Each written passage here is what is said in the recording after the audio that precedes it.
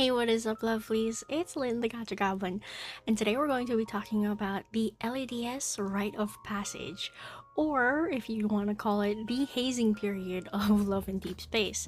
Regardless if you've had an experience playing gacha games, or if this is your very first one, or if this is your first Otome game, we all go through this as players, and I just wanted to, kind of talk about it and hear what you guys think about these points down at the bottom in the comments. So we're gonna start from number 10 and work our way down to number 1. Okay, so number 10, downloading this game and expecting the fun hee hee ha ha moments, only to be introduced to the most complicated and convoluted timeline of events, drenched in angst and amnesia.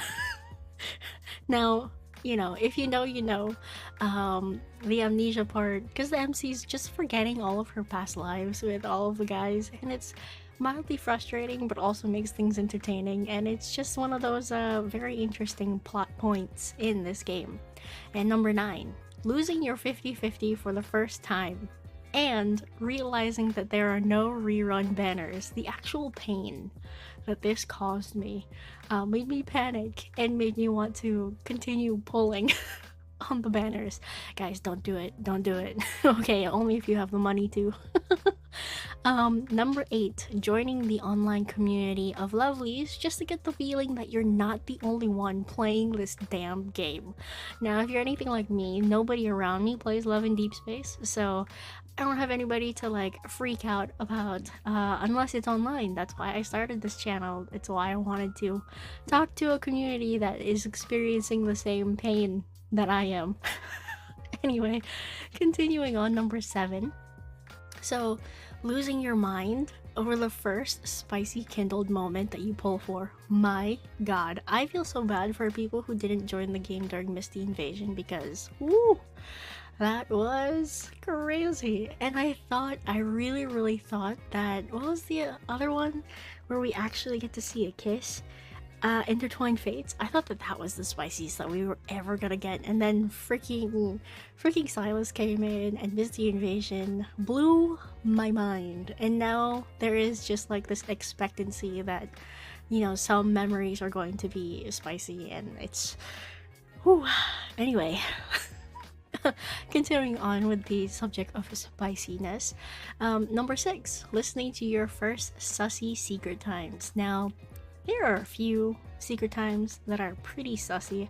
Number 1, okay, has to be, I forgot what affinity level it is, but the one with Silas, and you're spreading sunscreen on each other, guys. That, I speechless until now. I cannot believe that was voiced in the game. And if you're an ASMR girly, that is dynamite. Do not listen to that in public. Make sure you have your earphones, because damn. And like all of the ones with like Zane and Xavier and Raphael, the ones that are geared towards you having your period, for lack of a better term, for if it's that time of the month and you start listening to those, very comforting, also very suggestive. So yeah, very fun. Okay, moving on to the moving down the list. Number 5, expecting all the myths to be happy. Now, I was under the assumption, okay, when I first got my first standard myth, which was Zane's, that it was going to be a happy, cutesy moment. No, man, it ripped my freaking heart out. Okay, it tore it to shreds. I cried. I wasn't expecting to. It was detrimental to my mental health right before I went to bed, so it was great. I mean, not all of them are super sad, but there are definitely some that are just okay in terms of like your emotional state afterwards, but there are definitely ones that are just depressing, man. Depressing. Anyway, continuing on. Number 4, crying about the resource grind and the stamina consumption. Oh gosh, it's an ongoing theme and an ongoing battle to try and ask Infold to fix their resource grind, because that is just excruciating, the amount of crystals that you need to level up one of your cards from like 60 to 70. Whew.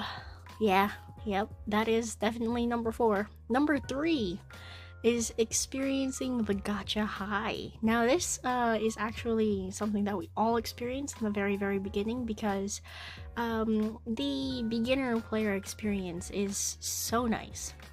If you join during like a really good banner, like a featured limited banner, perfect time to join, because you get so many free pulls and it's just everything's discounted, and it's just nice being a gacha player in like the first 2 weeks.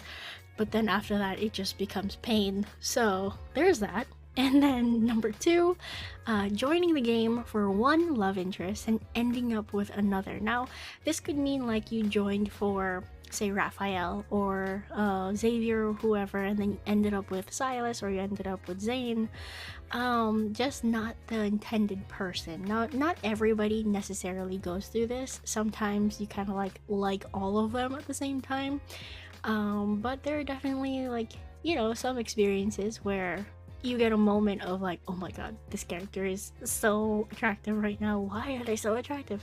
Like me right now with Raphael's branch story coming out. I've never really been invested completely into Raphael, but damn, okay, the Seagog looks amazing. Oh gosh. And what's funny is I joined the game because of Raphael, and I am now Zane and Silas girly, so it's very funny to have a callback, and it's very telling that he is calling me a traitor, because now I definitely feel like it. And then number 1, okay, number 1, the most traumatic event in this entire game, chapter 4. Guys, chapter 4 of main story, it is a rite of passage to experience the utter shock, the utter, like, mind-blowing, you would never expect it to be in this game, especially when you first start playing, because after chapter 4 the story picks up like nobody's business. But damn, that was crazy. That was crazy. It was actually what kept me playing the game. Like after in chapter 3 I was like, I don't know if I should continue playing this. I hit chapter 4 and I'm like, oh my god. I have to find out what happens. And then turns out that Caleb might be a love interest in the future. Crazy how this happens. But yeah, that is pretty much it. These are all the things that I think personally every Love in Deepspace player is going to experience down the line. If you have anything to like add to the list as your rite of passage or your quote-unquote hazing period, leave it down in the comments down below. I would love to see what everybody else thinks, because this is actually really funny. To me it's really funny. I don't know if anybody else finds it entertaining, but it's just something I wanted to share. But yeah, thank you all so much for watching. If you liked the video, leave a like down below, and if you want to subscribe to this channel, I cover Love in Deepspace as much as I can, as well as some sprinkling of other gacha games here and there. Very sparse sprinklings apparently. But yeah, thank you all so much for watching. I am Lynn, the Gacha Goblin, and I will see you lovelies in the next video. Bye bye now!